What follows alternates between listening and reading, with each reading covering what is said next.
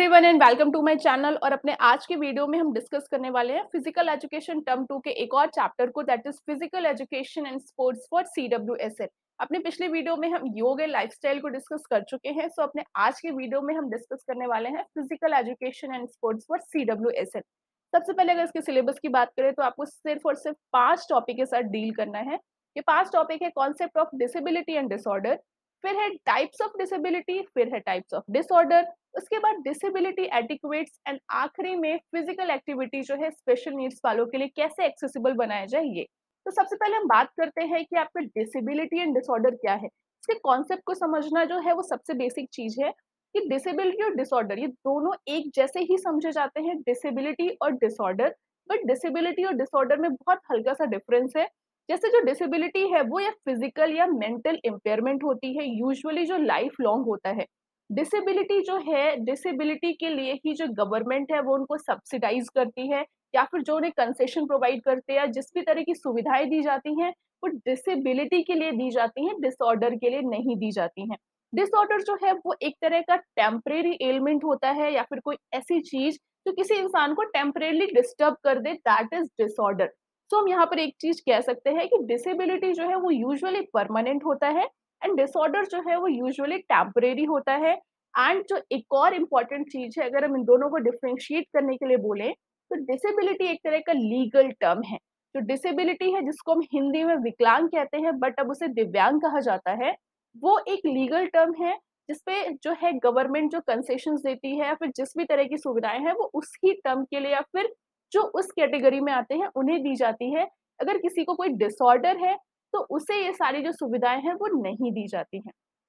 फिर इसके बाद हम बात करें कि जो डिसेबिलिटी है वो कितने तरह की होती है। तो डिसेबिलिटी आपको सिर्फ 3 तरह की पढ़नी है। सबसे पहली है कॉग्निटिव, फिर है इंटेलेक्चुअल और the third is physical disability.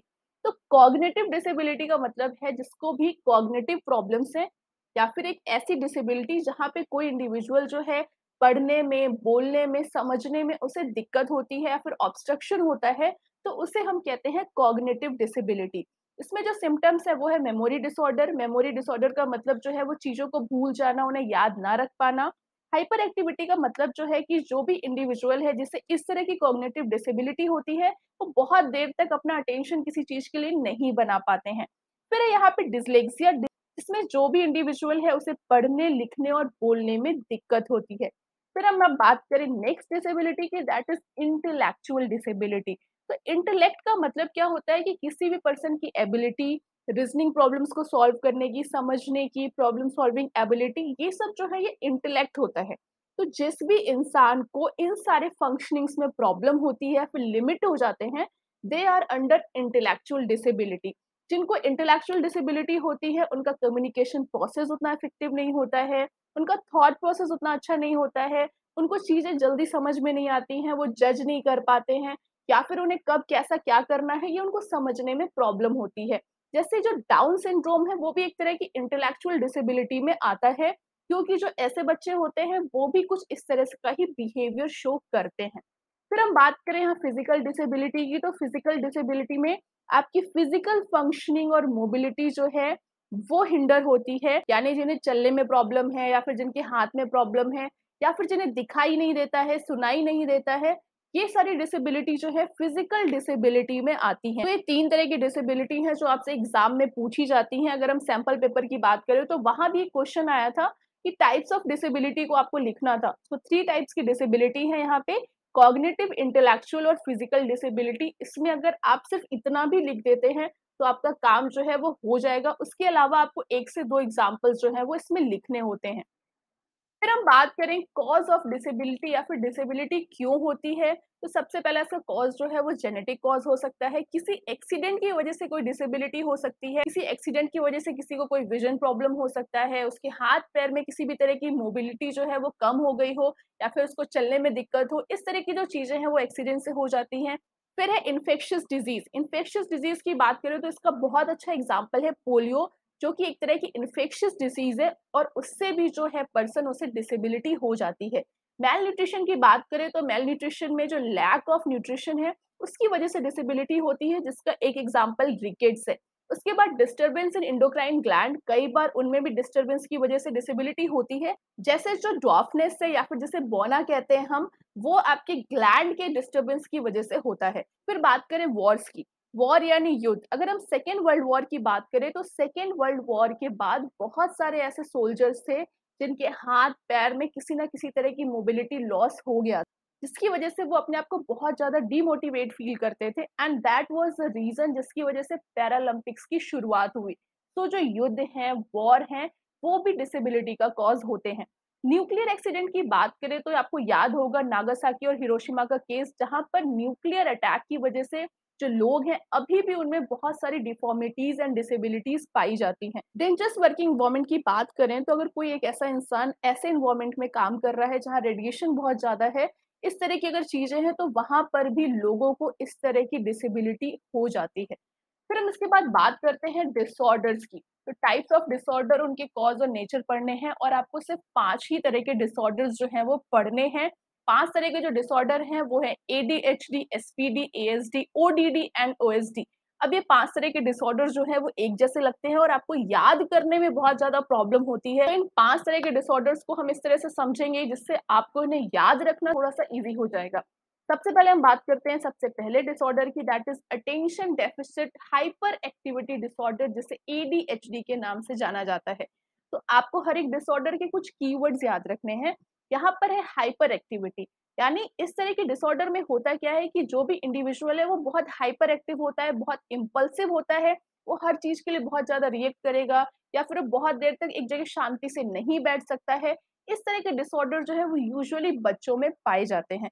अगर हम इसके सिम्पटम्स की बात करें तो यहाँ पर क्या होता है, क्योंकि वो हाइपर एक्टिव है इसलिए अपनी रोज की चीजें भूल जाते हैं या फिर बहुत ज्यादा बात करते हैं, यूजुअली रेस्टलेस होते हैं। क्लास में अगर बात करें तो वो अक्सर कुछ कुछ करते रहते हैं, शांति से नहीं बैठते हैं, बहुत इजिली डिस्ट्रैक्ट हो जाते हैं, बहुत जल्दी फ्रस्ट्रेट हो जाते हैं। तो इस तरह के जो सिम्टम्स या फिर नेचर जो है वो एडीएचडी इस डिसऑर्डर में पाए जाते हैं। फिर हम बात करें अपने नेक्स्ट डिसऑर्डर की, that is sensory processing disorder. तो यहाँ पर इस डिसऑर्डर में लिखा हुआ है सेंसरी प्रोसेसिंग, यानी एक ऐसा डिसऑर्डर जिसमें ब्रेन जो है वो इंफॉर्मेशंस को अच्छे से प्रोसेस नहीं कर पाता है। ब्रेन जो है वो इंफॉर्मेशंस को लेता है, उनको प्रोसेस करता है एंड देन रिस्पॉन्ड करता है, बट जब उसका ये प्रोसेस जो है वो इफेक्टिव नहीं होता है, देन उस तरह के डिसऑर्डर को हम कहते हैं सेंसरी प्रोसेसिंग डिसऑर्डर। हमारी बॉडी में जो है वो 5 तरह के सेंस ऑर्गन्स होते हैं। सेंस ऑर्गन से ही जो है वो हम रिसीव करते हैं स्टिमुलाई, जिसको हमारा ब्रेन प्रोसेस करता है। तो अगर हमारा ब्रेन जो है वो इनको प्रोसेस नहीं कर पाता है तो होता क्या है कि आप कई बार टच को सेंस नहीं कर पाते हैं, टेस्ट नहीं समझ में आता है, या फिर आप जो मल्टीपल सेंसेस हैं वो काम नहीं करते हैं, and it is a kind of disorder which is known as sensory processing disorder. इसके बाद हम बात करें अपने नेक्स्ट डिसऑर्डर की, विच इज एएसडी या फिर जिसे ऑटिज्म स्पेक्ट्रम डिसऑर्डर कहते हैं। इस डिसऑर्डर की जो खास बात है या फिर जो इसका कीवर्ड है वो ये कि जो इस डिसऑर्डर वाले लोग होते हैं वो जल्दी सोशली इंटरेक्ट नहीं होते हैं, वो कम्युनिकेट नहीं करते हैं। इसके एग्जाम्पल की बात करें तो माय नेम इज खान में जो शाहरुख खान है, उसमें उसे जिस तरह का डिसऑर्डर दिखाया गया है दैट इज एएसडी, जिसको एस्पर्जर सिंड्रोम के नाम से भी जाना जाता है। इस डिसऑर्डर में होता क्या है कि वो किसी एक तरह के पैटर्न को बार बार रिपीट करते हैं। फिर हम बात करें नेक्स्ट डिसऑर्डर की, that is oppositional defiant disorder.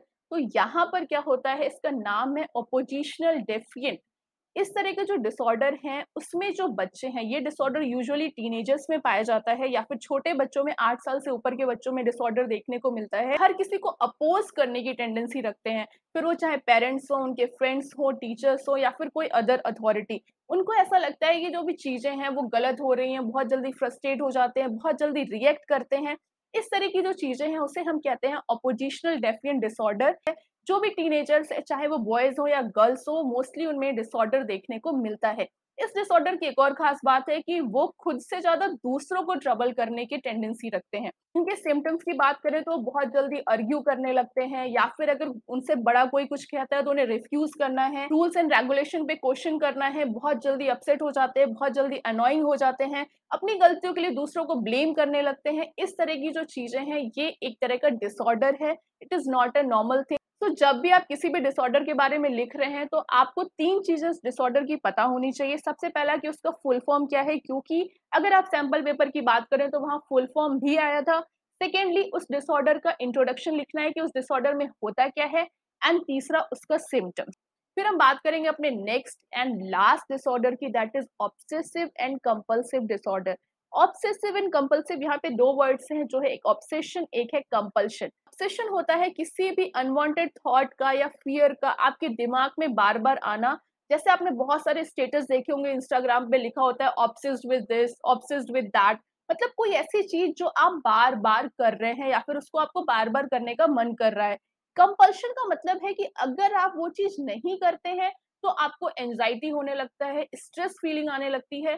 तो this kind of disorder is called obsessive compulsive disorder, जहां आपको किसी पर्टिकुलर चीज को ऑब्सेशन होता है, एंड अगर आप वो बार बार ना करें तो फिर आपको किसी भी तरह की अनयूजुअल फीलिंग आने लगती है। यहाँ पर हम बात करें कि ऑब्सेशन किस तरह के होते हैं, तो कुछ कॉमन ऑब्सेशन है, जैसे उन्हें डर लगता है कि कहीं उनके हाथ में या पैर में कोई गंदगी ना लग जाए, उनसे कोई गलती ना हो जाए, या फिर उन्हें एम्बैरेस्ड होने का डर लगता है, या फिर उन्हें जर्म्स के कंटामिनेशन का डर लगता है।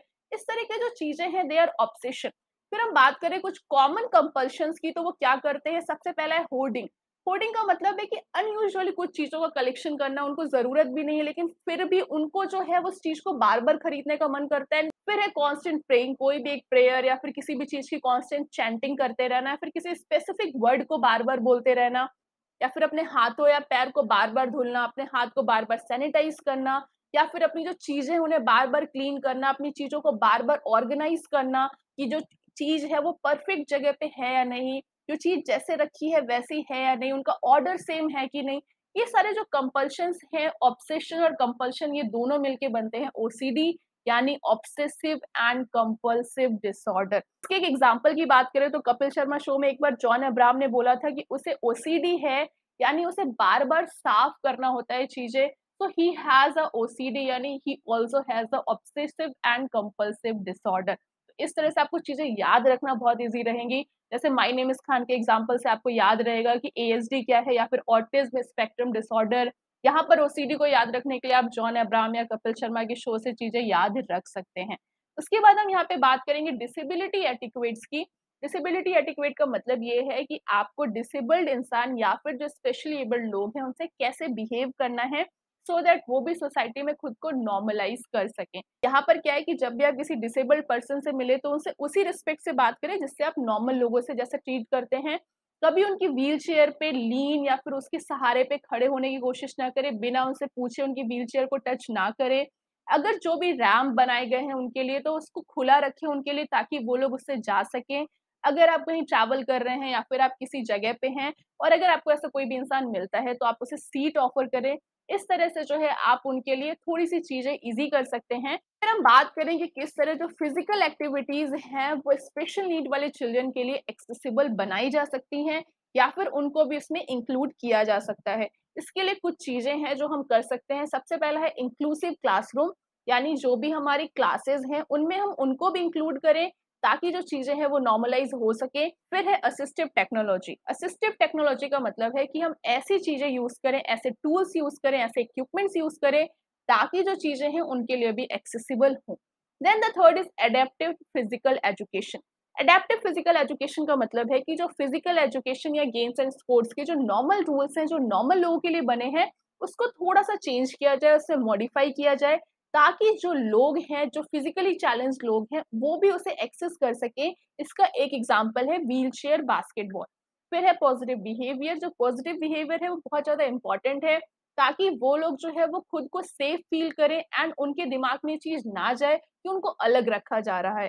फिर है accommodation and modification. Accommodations and modification का मतलब ये है कि जो भी टीचिंग स्ट्रैटेजी यूज़ होती हैं, उसमें इस तरह से मॉडिफिकेशन किया जाए कि जो भी फिजिकली चैलेंज्ड या फिर स्पेशल नीड वाले बच्चे हैं, वो उसके साथ में खुद को एकोमोडेट कर पाएँ, वहाँ पर खुद को नॉर्मल या फिर कंफर्टेबल फील करें।